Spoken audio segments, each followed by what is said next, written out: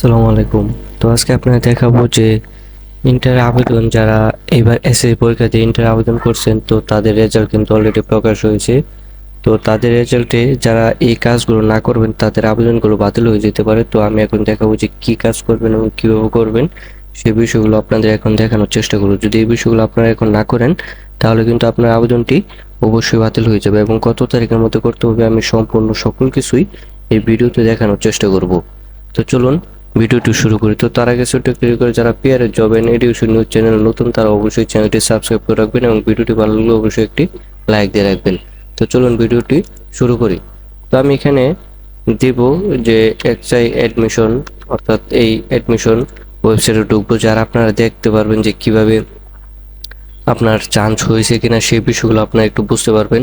তো আমি কি করব, লগ ইন দেবো। এখানে আপনি আইডি এবং পাসওয়ার্ডটি দেবেন। তো সেটি দেওয়ার পর আপনার কিন্তু এটি লগ ইন করতে হবে। তো লগ ইন করার পর এখানে কিন্তু লেখা আছে যে ইউর স্ট্যাটাস হচ্ছে সিলেক্টেড, অর্থাৎ উনি কিন্তু সিলেক্টেড হয়েছে, মানে একটি কলেজে চান্স পেয়েছে। আর যদি এখানে যদি উনি যদি চান্স না পাইতো তাহলে এখানে থাকতো নট সিলেক্টেড। তো এখানে কিন্তু সিলেক্টেড লেখা আছে, তার মানে উনি চান্স পেয়েছে। তো এরপর আপনি কি করবেন যে আসলে কীভাবে বুঝতে পারবেন যে বাকি কাজগুলো করতে হবে। তো এরপর হচ্ছে আমি এখানে দেখাই যে কোন কলেজে চান্স হচ্ছে, সেই ইউএনআই নাম্বারটি এখানে দেওয়া আছে, যে এই ইউএন নাম্বারটি এখানে লেখা থাকবে। আর এখানে হচ্ছে কলেজের নাম লেখা থাকবে, যে নির্বাচিত কলেজ। আর ডে হচ্ছে শিফট হচ্ছে ডে, ভার্সন হচ্ছে বাংলা এবং বিভাগ হচ্ছে হিউম্যানিটিজ, অর্থাৎ এটিতে তার মেরিট পজিশন এসেছে। তারপর হচ্ছে যে আপনার নির্বাচনের শেষ সময়, অর্থাৎ আপনার যে বিষয়টি সবচেয়ে বেশি গুরুত্বপূর্ণ সেটি হচ্ছে কলেজ নির্বাচন। যদি আপনি কলেজ নির্বাচন না করেন তাহলে কিন্তু আপনার আবেদনটি একেবারে 100% বাতিল হয়ে যাবে। তো আপনি কিন্তু প্রথম পর্যায়ে চান্স পেয়েও কিন্তু কলেজে ভর্তি হতে পারবেন না। অর্থাৎ যারা এই নির্বাচন, অর্থাৎ অনেকে নির্বাচন করে না, তো তাদের জন্য আমি বলবো যে আপনার অবশ্যই 29/6/2024 তারিখ রাত 8টার আগে আপনার নির্বাচনটি করে ফেলবেন, কারণ এই নির্বাচন না করলে কিন্তু আপনাদের ভর্তি অবশ্যই 100% বাতিল হয়ে যাবে।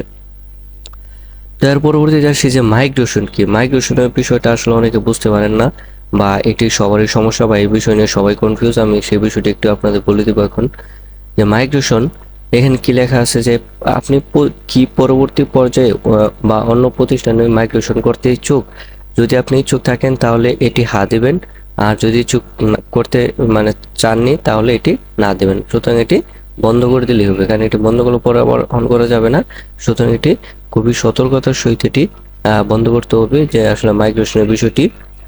তো মাইগ্রেশনের বিষয়টা আমি আরেকটু ক্লিয়ার করে দিই। যেমন আপনি হচ্ছে 1 থেকে 10টি কলেজ চয়েস দিয়েছেন।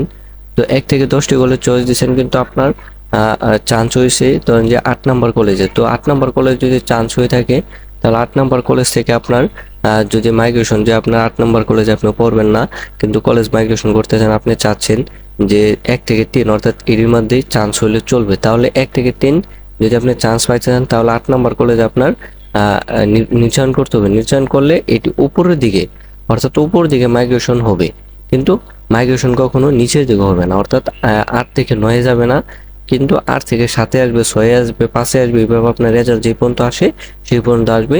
তো মাইগ্রেশনের বিষয়টি অবশ্যই আমি আপনাদের একবার ক্লিয়ার করে দিলাম, কারণ এর চেয়ে সহজভাবে কেউ বুঝাবে না। তো এরপর আসি যে আপনি ঘোষিত শেষ তারিখের মধ্যে নির্বাচন না করলে আপনার আবেদন বাতিল হয়ে যাবে। অর্থাৎ যদি আপনি এখানে যে নির্বাচনের যে টাকা, সেই টাকাটি যদি জমা না দেন তাহলে 29/6/2024 তারিখের মধ্যে জমা না দিলে কিন্তু আপনার আবেদনটি বাতিল হয়ে যাবে, এটি 100% শিওর। তো এরপর আপনি কিভাবে নির্বাচন করবেন, যে নির্বাচন নিশ্চিত করতে এখানে ক্লিক করুন। অর্থাৎ যে এবার আপনি নির্বাচন না করলে আপনার আরও একটি আবেদন বাতিল করতে পারবেন। অর্থাৎ আপনি কি নির্বাচন করতে ইচ্ছুক, যদি আপনি নির্বাচন করতে ইচ্ছুক থাকেন তাহলে হা দিয়ে টাকাটি পেমেন্ট করে দেবেন।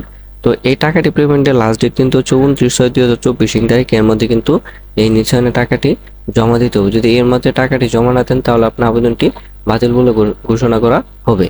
তো এই হচ্ছে আপনাদের যে আসলে একাদশ শ্রেণীর যে স্মার্ট ভর্তি সিস্টেমের যে তথ্য, সেই তথ্যটি কিন্তু আপনাদের এখন দিলাম, যে এখানে নির্বাচনে এখানে কিন্তু এই তথ্যগুলো পাবেন। তো এই বিষয়টি কিন্তু খুবই গুরুত্বপূর্ণ, এই জন্য কিন্তু আপনাদের এই বিষয়গুলো বলা হলো। তো এই হচ্ছে আজকের ভিডিও। যদি এছাড়া কারো কোনো প্রশ্ন থাকে তাহলে আপনারা এই আমার কমেন্টে প্রশ্ন করবেন, আমি আপনাদের কমেন্টে রিপ্লাই দেওয়ার চেষ্টা করব। আর যারা PR job education news channel নতুন, তারা অবশ্যই চ্যানেলটি সাবস্ক্রাইব করবেন। আর ভিডিওটি ভালো লাগলে অবশ্যই একটি লাইক দিবেন, কোনো কিছু জানা থাকলে অবশ্যই কমেন্ট করবেন। তো সকলকে ধন্যবাদ জানিয়ে আমি আজকের মতো আমার ভিডিওটি শেষ করছি। আল্লাহ হাফেজ।